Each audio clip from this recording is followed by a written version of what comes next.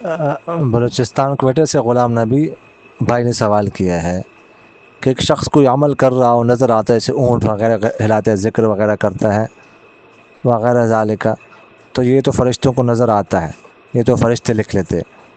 لیکن جو شخص دل میں سوچتا ہو کوئی نیک عمل وغیرہ کے بارے میں یا کوئی برائی کے بارے میں، تو اس کے بارے میں فرشتوں کو کیسے پتہ چلتا ہے؟